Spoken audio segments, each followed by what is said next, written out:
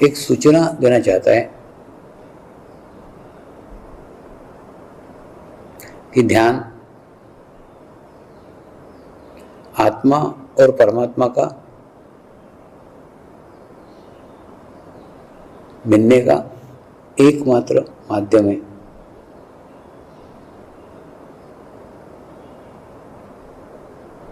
इसलिए इसमें शरीर की कोई भी अपेक्षा नहीं होनी चाहिए।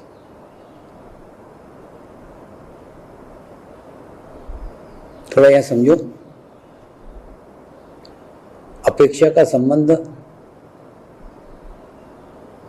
शरीर के साथ होता है। आत्मा की कोई अपेक्षा नहीं होती,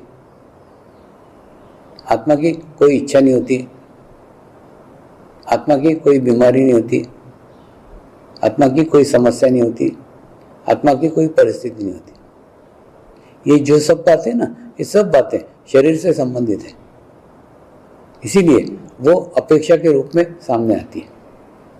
तो इसलिए अपेक्षा एक ऐसा शब्द है जिसको एक्सपेक्टेशन बोलते हैं। तो वो हमको हमारे मार्ग से पथभ्रष्ट करता है,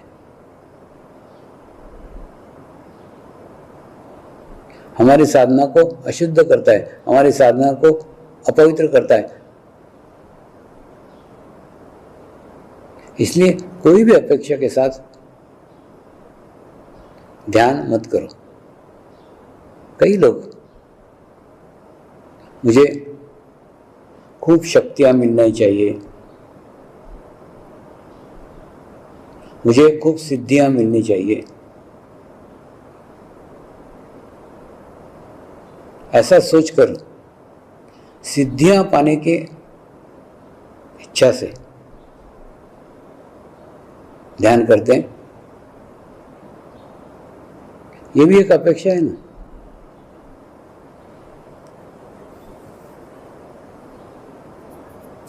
सिद्धियां पाने की अपेक्षा। सिद्धियां ऐसे कभी भी प्राप्त नहीं हो सकती। और ऐसे सिद्धियों की अपेक्षा के साथ अगर ध्यान किया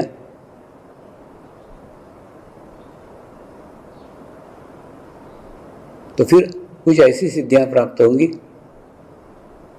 जो आपकी स्वयं की नहीं होगी। मुझे यहाँ पे एक ठाकुर महाराज याद आ रहे हैं, जो ब्रह्मपुत्र नदी के बीच में एक छोटा सा आइलैंड है। वहां कभी कोई मनुष्य भी नहीं जाता है, पशु पक्षी भी बहुत कम है, जो है वो वहीं रहते हैं, और कोई जानवर नहीं है, कुछ नहीं है, कुछ नहीं। और उस आइलैंड पे ये ठाकुर जी सालों से ध्यान कर रहे थे, सालों से एकांत में रहते थे। वहीं एक कुटिया बना के रखी थी, वहीं रहते थे। और एक ही इच्छा थी, मुझे सिद्धियां प्राप्त होनी चाहिए, मुझे पावर्स प्राप्त होनी चाहिए, मुझे शक्तियां प्राप्त होनी चाहिए। और ये अपेक्षा उन्होंने अपने ध्यान साधना के साथ जोड़ी थी। तो कुछ साल ध्यान साधना करने के बाद में कुछ ऐसे सिद्ध पुरुष जिन्होंने अपने जीवन काल में सिद्धियां तो प्राप्त कर ली थी,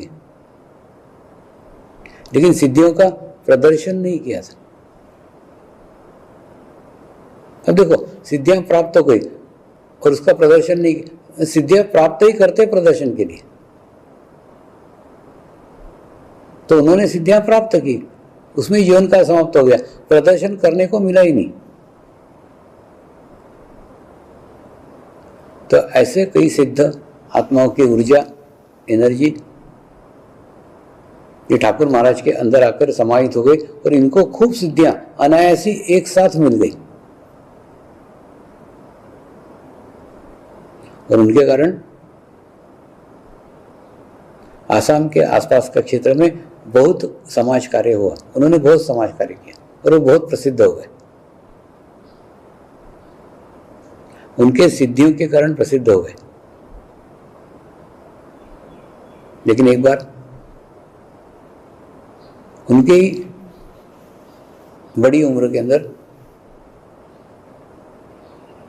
उनको ही उनके गलती का एहसास हुआ।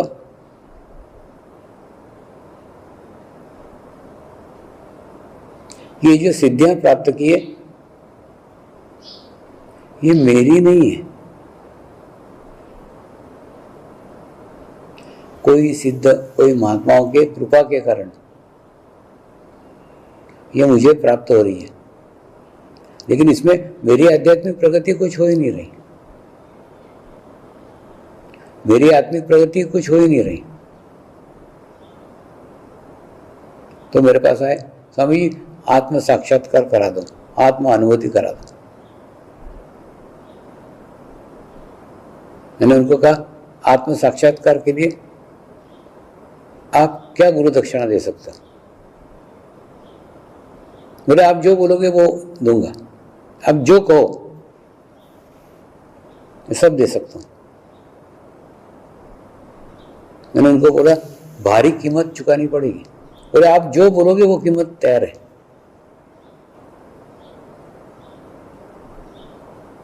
मैंने कहा आपकी सारी सिद्धियां चली जाएगी क्योंकि वो आपकी नहीं है। तैयार हो गए और जैसे आत्म साक्षात्कार मिला ना, उनकी सारी सिद्धियां चली गई, लेकिन आत्म सुख का अनुभव हुआ, आत्म आनंद का अनुभव हुआ। वो बोले स्वामी जीवन भर समाज कल्याण किया, लेकिन मैं चाहता हूं अब मैं मेरे खुद के लिए कुछ करूं, ऐसा कुछ करूं जो करने से मुझे सेटिस्फेक्शन मिले, ऐसा कुछ करूं जिससे मुझे समाधान मिले। तो इसलिए अब मैं मेरे लिए कुछ साधना करना चाहता हूं। ऐसा कह के वापस फिर वो उसी आइलैंड पे चले गए, उसी बेट पे चले गए जहाँ पे उन्होंने पहले साधना की थी।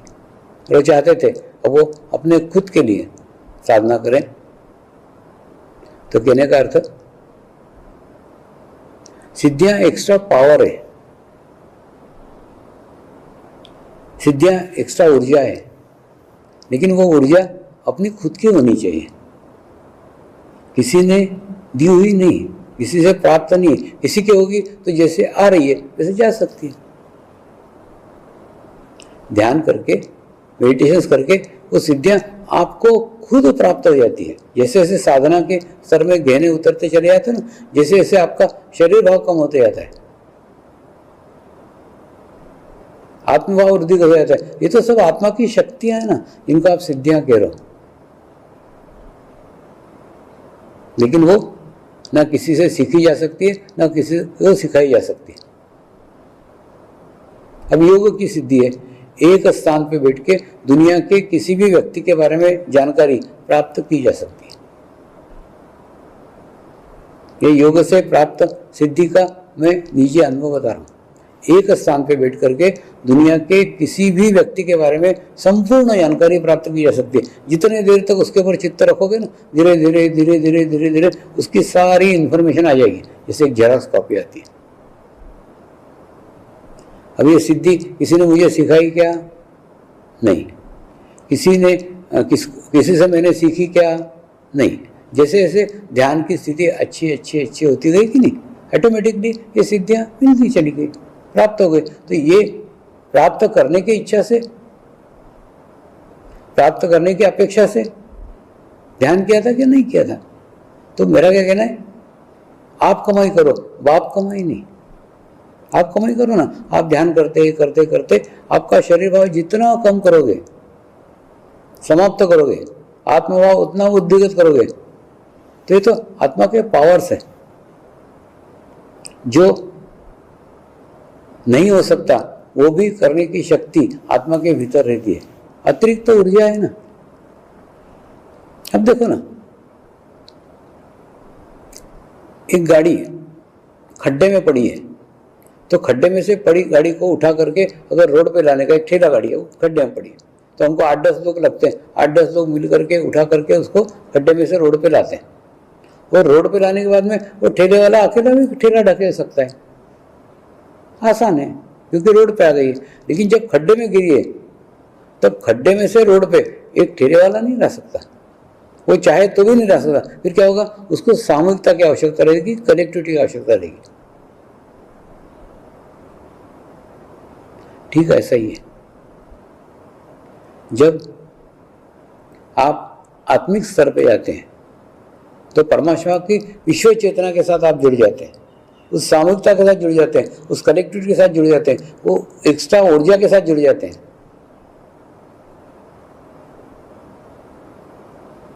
वो आत्मिक ज्ञान के साथ जुड़ जाते हैं। हमें ना वही ज्ञान मालूम है जो ज्ञान कोई किसी व्यक्ति को सिखा सकता है, वो ज्ञान कोई किसी से सीख सकता है। लेकिन मैं उस आत्मज्ञान की बात कर रहा हूं, उस आत्मशक्ति की बात कर रहा हूं जो कोई किसी को सिखा नहीं सकता, कोई किसी से सीख नहीं सकता, वो केवल गुरु सानिध्य में प्राप्त हो जाती। इसको एक उदाहरण से समझाता हूं। एक बार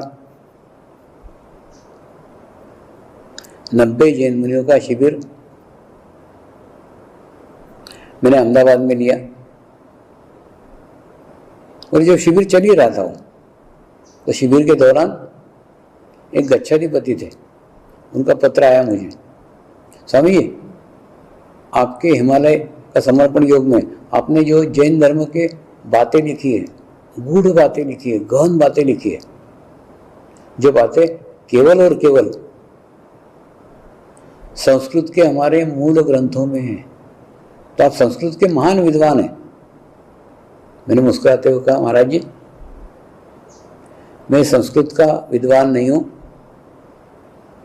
मुझे संस्कृत की भाषा आती नहीं है, लेकिन जिन जैन गुरुओं के सानिध्य में रहा उनको पूर्णतः समर्पित रहा, उसके कारण उनके सानिध्य में मेरा अलग कोई अस्तित्व ही नहीं था, उनके सानिध्य में अस्तित्व शून्य था। तो ऑटोमेटिकली उनके भीतर का ज्ञान, उनके भीतर का नॉलेज मेरे अंदर ट्रांसफर हो गया। उन्होंने दिया नहीं,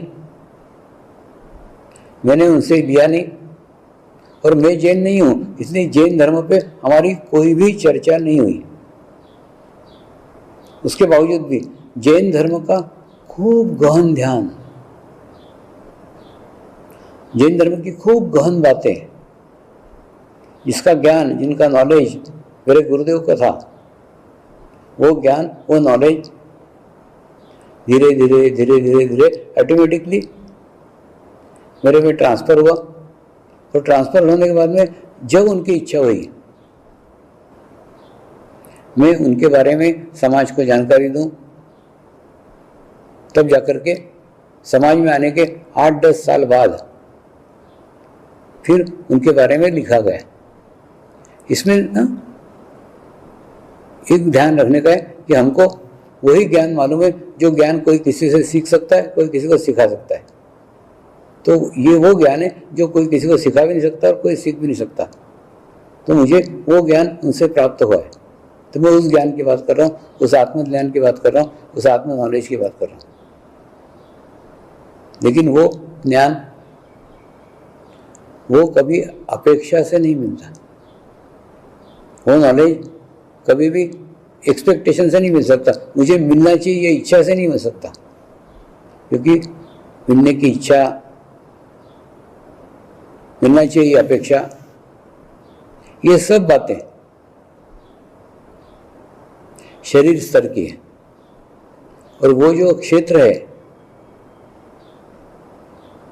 वो क्षेत्र शरीर स्तर का है ही नहीं। जब तक आपका शरीर भाव समाप्त नहीं होता तब तक आपका उस क्षेत्र में प्रवेश भी संभव नहीं है। इसलिए अपेक्षा के साथ कभी कोई साधना मत करो, अपेक्षा कोई अभ्यास मत करो, कोई सिद्धियों की भी अपेक्षा मत करो। सिद्धियां भी प्रदर्शन के लिए ना, अब बताओ ना, सिद्धियां पाने के बाद में उनका भी एकांत समाप्त हो गया। अच्छे भले आइलैंड में साधना कर रहे थे, ध्यान कर रहे थे, वो आइलैंड छोड़ के उनको समाज में आना पड़ा ना, क्योंकि सिद्धियों का प्रदर्शन वहां किया ही नहीं जा सकता। सिद्धियां प्रदर्शन के लिए रहती, उसके भी अंदर मत अटको। सिद्धियां भी रुकावट है, इसलिए उसके भी पार जाओ, उसके भी परे जाओ। और वो कोई अपेक्षा से, सिद्धियों की भी अपेक्षा से इस मार्ग में मत आओ, क्योंकि फिर वो आपको प्रदर्शन की ओर ले जाएंगे। और जब प्रदर्शन करने जाओगे फिर आप अपने आप से ही दूर होते चले जाओगे। देखिए, प्रदर्शन किया नहीं जाना चाहिए, प्रदर्शन होना चाहिए। अगर ये होता है